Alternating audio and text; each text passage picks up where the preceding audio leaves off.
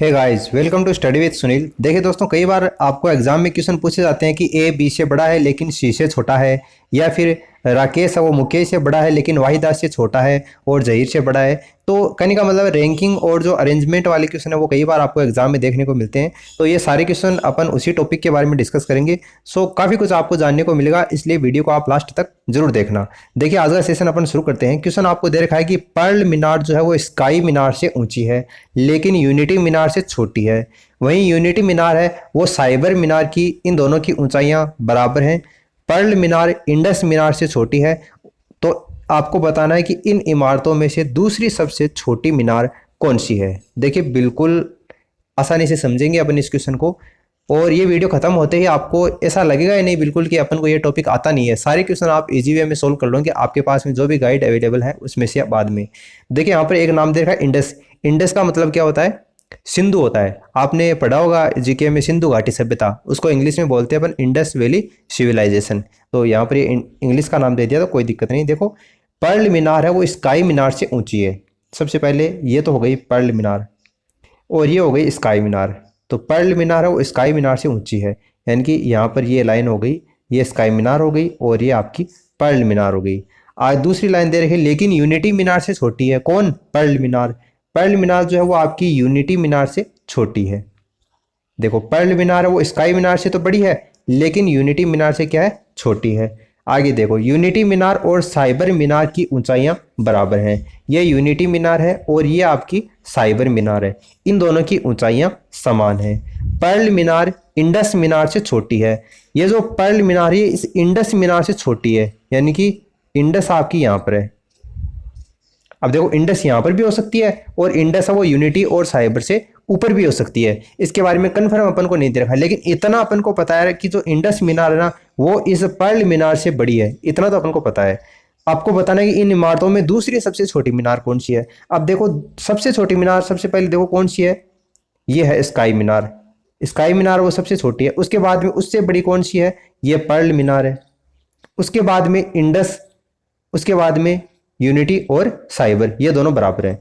तो दूसरी आपको सबसे पूछे, दूसरी कौन सी हो जाएगी? यहाँ पर पर्ल हो जाएगी, क्योंकि सबसे छोटी तो स्काई हो गई, उसके बाद में पर्ल हो गई। अगर आपको तीसरी पूछी जाता तब आपको दिक्कत हो जाती, क्योंकि इंडस का और यूनिटी के बारे में आपको कंफर्म नहीं पता है कि यूनिटी सबसे बड़ी है या फिर इंडस उससे बड़ी है। लेकिन आपको दूसरी सबसे छोटी पूछी थी, तो पर्ल क्या हो जाएगा इस क्वेश्चन का? करेक्ट आंसर हो जाएगा ऑप्शन फर्स्ट। अगला क्वेश्चन देखो, राजा दाहिने छोर से 75वें और बाएं छोर से 79वें स्थान पर है। राजा नाम का एक लड़का है, वो दाहिने छोर से तो 75वें नंबर पर है और बाएं छोर से 79वें नंबर पर है। विजय जो है वो उसी पंक्ति में ठीक मध्य स्थान पर है। तो आपको बताना है कि उसका स्थान दोनों छोरों से कौन सा है। किसका? विजय का स्थान आपको बताना है कि दोनों छोरों से कौन सा होगा। देखो क्वेश्चन को ध्यान से, राजा दाहिने छोर से 75वें नंबर पर है, यानी कि ये दाहिना छोर हो गया और ये 75 यानी 75वें नंबर पर हो गया। बाएं छोर से कौन से नंबर पर है? 79वें नंबर पर है। ये आपको लाइनें दे रखी हैं क्वेश्चन में, हमने अपनी तरफ से कुछ भी नहीं लिखा है, ये दे दिया आपको। तो सबसे पहले तो आप ये निकालो कि इसमें टोटल व्यक्ति कितने होंगे। तो देखो, 79 है और 75 है। ये मैं आपको तरीका पहले बता चुका हूँ टोटल निकालने का। लास्ट वीडियो में पार्ट जो 33 आया था उसमें अपन ने इसी टॉपिक के बारे में बात की थी। देखिए, 9 और 5 कितने होते हैं? 14 होते हैं। 7 और 7 14 और ये कितने? 15। 154 तो टोटल आ गई, लेकिन जो इसमें राजा है उसका स्थान दाएं छोर से भी गिन लिया और बाएं छोर से भी गिन लिया, यानी कि राजा इसमें 2 बार काउंट हो गया। तो एक इसमें माइनस कर दो, तो इसमें टोटल व्यक्ति कितने हो जाएंगे? 153। यानी कि इस पंक्ति में टोटल व्यक्ति कितने हैं? 153 है। अब आपको यह दे रखा है कि विजय जो है वो पंक्ति के ठीक मध्य स्थान पर बैठा है, तो उसका स्थान दोनों छोरों से कौन सा होगा। देखो, 153 में 2 का भाग दो लो तो आधे आधे आ जाएंगे। इसमें 2 का भाग दोगे तो कितने आएगा? 2 संते 14 और 2 छिका 12 अचिंतर, और उसके बाद में एक शेष बचेगा, और वो एक कौन होगा? आपका विजय का नंबर होगा। यानी कि विजय के बाएं छिंतर व्यक्ति बैठे हैं और विजय के दाएं भी छिंतर व्यक्ति बैठे हैं। तो छिंतर छिंतर 152 और उसके बाद में एक विजय 153 हो गया। तभी तो एकदम ठीक मध्य स्थान पर होगा ना। इसलिए विजय का स्थान होगा वो कौन सा होगा ये आपको बताना है दोनों छोरों से। तो छिंतर व्यक्ति इधर बैठे हैं और छिंतर व्यक्ति आपके दाएं ओर बैठे हैं, तो विजय का जो स्थान हो जाएगा वो कौन सा हो जाएगा? छिंतर प्लस 1, यानी कि कौन सा स्थान होगा? 77वें नंबर पर विजय बैठा है। चाहे आप बाएं छोर से देख लो चाहे आप दाएं छोर से देख लो, 77वां नंबर आपको ऑप्शन 4 में दे रखा है, इसलिए ऑप्शन डी क्या हो जाएगा? इसका आंसर हो जाएगा। आगे वाला देखो, इंदिरा योगेश की तुलना में 3 गुना बड़ी है। इंदिरा योगेश की तुलना में 3 गुना बड़ी है, जबकि जहीर वाहिदा की आधी उम्र का है। यदि योगेश जहीर से बड़ा है तो निम्नलिखित खतरों में से कौन सा अनुमान लगाया जा सकता है, यानी कि अनुमान लगाते हैं तो कौन सा कथन सही होता है वो आपको बताना है। देखो ध्यान से, इंदिरा योगेश की तुलना में 3 गुना बड़ी है। मान लो कि ये कौन है, आपकी इंदिरा है, ये कौन है, योगेश है, ये वाहिदा है और ये जहीर है। चारों लिख लिया अपन ने। इंदिरा योगेश की तुलना में 3 गुना बड़ी है, जबकि जहीर वाहिदा की आधी उम्र का है। जहीर वाहिदा की आधी उम्र का है, तो सबसे पहले तो जहीर को ही मान लो। जहीर मान लीजिए कि 1 साल का है, ठीक है, मानना है अपन को, मान ला कि जहीर जो है वो 1 साल का है, तो जहीर वाहिदा की आधी उम्र का है। इसका मतलब वाहिदा है वो जहीर की 2 गुनी होगी, तो ये 1 साल का है, तो इसका मतलब वाहिदा कितनी हो गई, 2 साल की हो गई। अब आपको दे रखा है यदि योगेश जहीर से बड़ा है, ये जो योगेश है ना वो इस जहीर से बड़ा दे रखा है आपको, ठीक है। इंदिरा योगेश की तुलना में 3 गुना बड़ी है। योगेश मान लो कि 3 है, तो इंदिरा योगेश की तुलना में 3 गुना बड़ी होगी, तो 3 का 3 गुना कितना हो जाएगा, 9 हो जाएगा। तो इंदिरा कितनी, 9 साल की हो गई। ये अपन ने एक अनुमान से एक अरेंजमेंट अपन ने कर लिया। अब आपको ऑप्शन के ऊपर ध्यान देना है और देखना है कि कौन सा अनुमान इससे लगाया जा सकता है। देखिए योगेश वाहिदा से बड़ा है, योगेश योगेश आपको ये दे रखा है, ये वाहिदा से बड़ा है, ये वाहिदा है, इससे बड़ा है, बिल्कुल इससे बड़ा हो सकता है। लेकिन देखो अगर आपने योगे यहाँ पर जहीर की उम्र 1 साल मानी है, अगर यहाँ पर जहीर की उम्र अपन 2 साल मानते तो वाहिदा इसकी डबल 4 हो जाती ना। उस समय वाहिदा इस आपको जो योगेश दे रखा है ना उससे बड़ी हो जाती, इसलिए योगेश वाहिदा से बड़ा है, ये अनुमान सही नहीं होगा। क्योंकि अपन ने जो किया है ना उसके हिसाब से ये अनुमान नहीं लगाया जा सकता, क्योंकि कन्फर्म नहीं दे रखा अपन को, इसलिए ये अनुमान तो नहीं लगेगा। दूसरा दे रखा है इंदिरा वाहिदा की तुलना में बड़ी है। इंदिरा आपको ये दे रखी है, ये वाहिदा की तुलना में बड़ी है, बिल्कुल बड़ी होगी ये। अपन ने यहाँ पर 1 और 2 माना है ना, उसकी जगह अगर आप 2 और 4 मान लोगे ना तो भी इंदिरा वाहिदा की तुलना में बड़ी होगी। कैसे होगी, देखो आपको यहाँ पर देखा, अगर एक की जगह आप 2 मानते हो, सपोज करो अगर जहीर 2 साल का है, इसका मतलब वाहिदा कितने की हो जाएगी, 4 की हो जाएगी। अब आपको क्वेश्चन में ये दे रखा है कि योगेश जहीर से बड़ा है, ये जो योगेश दे रखा है ना वो इस जहीर से बड़ा दे रखा है, यानी कि 2 से तो ये बड़ा ही होगा, चाहे वो 3 हो, चाहे 4 हो, 5 हो। ये 3 है, मान लीजिए कि ये 4 होगा, तो 4 होगा तो इसका 3 गुना ये कितना हो जाएगा, 12 हो जाएगा इंदिरा। तो ये तो कन्फर्म है कि वहीदा की तुलना में इंदिरा है वो हमेशा ही बड़ी होगी, चाहे आप 1 मानो, चाहे 2 मानो, चाहे 3 4, चाहे 1.5 2.5 कुछ भी मानो, इंदिरा वाहिदा से बड़ी होगी हमेशा इस कंडीशन में। इसलिए सेकंड जो अनुमान है वो बिल्कुल लगाया जा सकता है। तीसरा अनुमान दे रखा है इंदिरा वाहिदा से छोटी हो सकती है, बिल्कुल नहीं हो सकती, इंदिरा जो है वो वाहिदा से हमेशा ही बड़ी होगी। तो इसमें ऑप्शन आपको जो सेकंड दे रखा है ना वो इसका आंसर होगा, क्योंकि बिल्कुल सटीक अनुमान ये लगाया जा सकता है। देखो अगला क्वेश्चन, एक पंक्ति में पायल शुरुआत से 24वें और शोभित पंक्ति में अंत से 13वें स्थान पर है। पायल है वो शुरुआत से 24वें, ये पायल हो गई, ठीक है, पायल है शुरुआत से 24वें, और शोभित है वो पंक्ति में अंत से 13वें नंबर पर है, ये अंत से ये 13वें नंबर पर, ये शोभित हो गया, SB लिख दिया अपन ने। शिबा पायल के ऊपर से 9वें स्थान पर बैठी है, पायल के ऊपर से यानी कि इधर होगी ये, और 9वें स्थान पर यानी इससे 9वां स्थान, देखो 24 है, 24 में से 9 माइनस कर लो तो कितना जाएगा, ये 15वें नंबर पर बैठी है, ठीक है, बाएं छोर से ये 15वें नंबर पर बैठी है। अब देखो, और पायल शोभित और शिबा के बीच में, ये पायल हो गई, तो ये तो आपका शोभित हो गया और ये आपकी शिबा हो गई, ठीक है, जो कि बाएं छोर से 15वें नंबर पर, बिल्कुल पायल बीच में ही बैठी है अपने अरेंजमेंट के अकॉर्डिंग भी।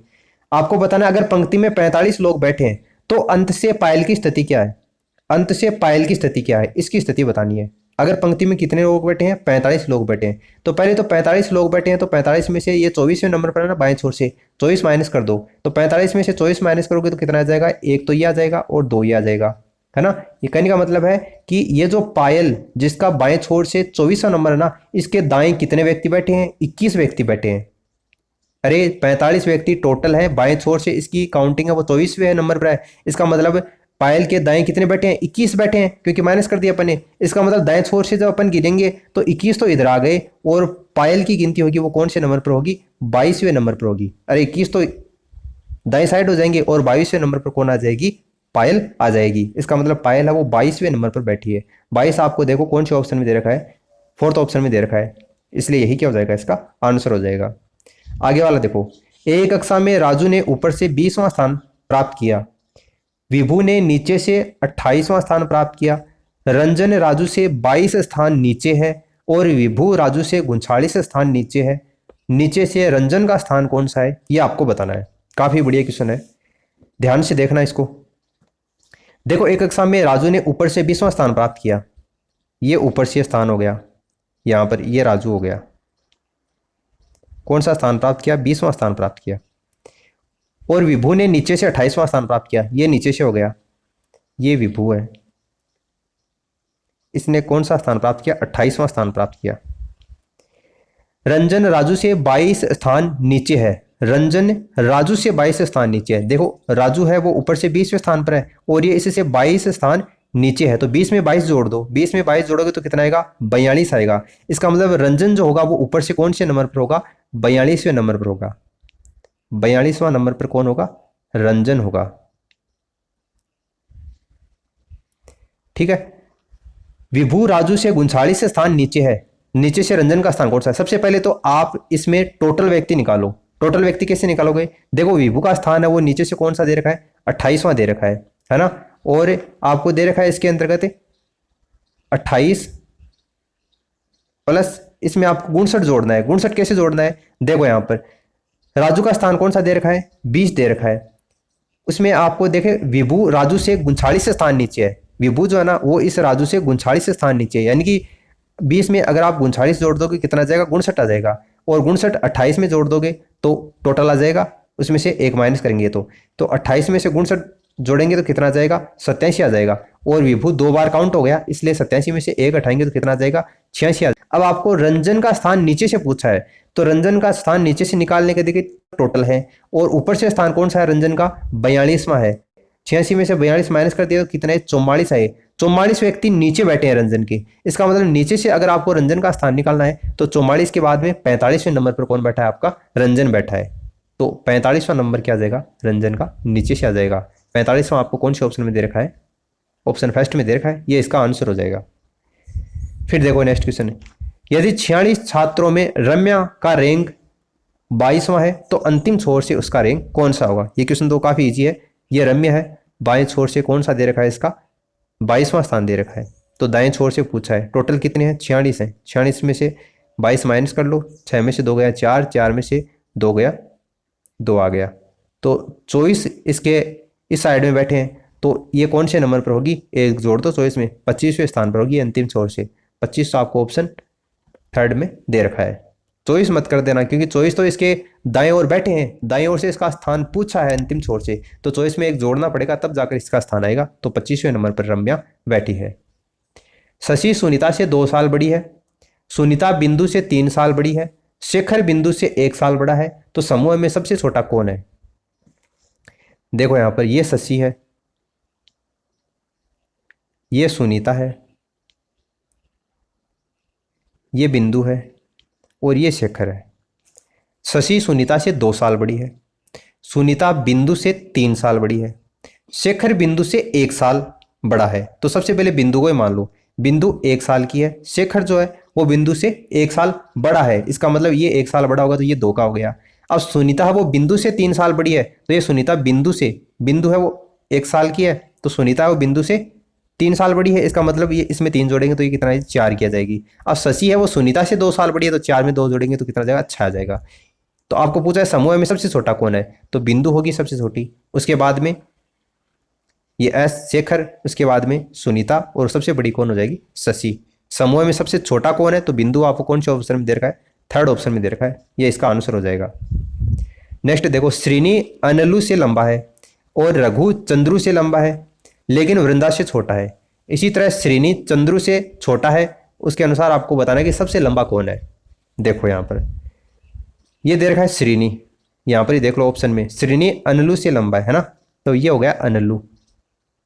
और रघु चंद्रू से लंबा है, ये रघु दे रखा है, ये चंद्रू से लंबा है लेकिन वृंदा से छोटा है, इसका मतलब वृंदा इधर आ जाएगा। इसी तरह श्रीनी चंद्रू से छोटा है, यानी कि ये जो श्रीना ना ये चंद्रू से छोटा है, इसका मतलब ये जो ना इसको उठाकर यहां पर रख दो, यहां पर आ जाएगा सी। कहने का मतलब है सबसे बड़ी वृंदा हो गई, उसके बाद में आपका रघु हो गया, उससे छोटा चंद्रा हो गया, चंद्रू जो भी आपको दे रखा है, उसके बाद में श्रेणी और उसके बाद में अनलू। इस तरीके से अरेंजमेंट होगा। सबसे ज़्यादा लंबा कौन सा है वो पूछा है, तो वृंदा सबसे ज़्यादा लंबी है। वृंदा आपको ऑप्शन डी में दे रखा है। के बी से ज़्यादा सुंदर है, बी वाई के समान सुंदर नहीं है, जे बी या वाई के समान सुंदर नहीं है, तब आपको बताना है सुंदरता की कोटि में सबसे निचले स्तर पर कौन है, सबसे कम सुंदर कौन है, ये आपको बताना है। देखो यहाँ पर के बी से ज़्यादा सुंदर है, तो ये तो के हो गया और ये बी हो गया, तो के बी से ज़्यादा सुंदर हो गया। उसके बाद में बी है वो वाई के समान सुंदर नहीं है, बी वाई के समान सुंदर नहीं है, तो ये आपका बी हो गया। उसके बाद में इधर आएगा वाई, यानी बी है वो वाई के समान सुंदर नहीं है, इसका मतलब वाई है वो बी से ज़्यादा सुंदर है, इसलिए इधर आ गया। उसके बाद देखो जे है वो बी या वाई के समान सुंदर नहीं है, जे जो है ना वो बी या वाई के समान सुंदर नहीं है, यानी कि जे है वो सबसे कम सुंदर हो जाएगा, इधर आ जाएगा। अब आपको बताना है कि सुंदरता की कोटि में सबसे निचले स्तर पर कौन है, तो यहाँ पर जे क्या हो जाएगा, इसका करेक्ट आंसर हो जाएगा।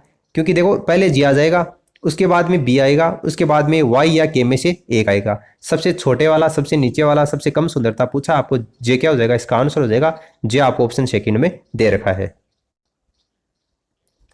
4 बच्चे जिनका नाम है अकरम, बोपसी, प्रिया और तुलसी, ये सीढ़ी पर बैठे हैं। अकरम सीढ़ी पर बोपसी से ऊपर है, बोपसी अकरम और प्रिया के बीच में है। यदि तुलसी अकरम से भी ऊपर है तो बताओ कि नीचे से दूसरा व्यक्ति कौन बैठा है। देखो 4 बच्चे बैठे हैं, अकरम सीढ़ी पर बोपसी से ऊपर है, ये अकरम हो गया और ये बोपसी हो गई, तो ये इसे ऊपर हो गया। उसके बाद देखो बोपसी अकरम और प्रिया के बीच में है, बोपसी अकरम और ये नीचे हो गई प्रिया, इसके बीच में हो गया बोपसी। यदि तुलसी अकरम से भी ऊपर है, ये ऊपर तुलसी है, ये अकरम से भी ऊपर हो गई, तो नीचे से दूसरा पूछा है, नीचे से पहला तो कौन सा हो गया, प्रिया हो गई, उसके बाद में बोपसी हो गई, तो बोपसी आपको ऑप्शन 4 में दे रखी है, इसलिए ऑप्शन डी क्या हो जाएगा, इसका आंसर हो जाएगा।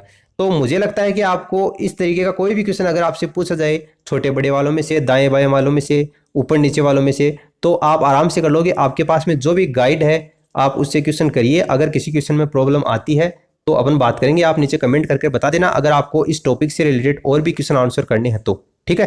For the time being this is the complete analysis of the topic and thanks for listening as always. God bless you all.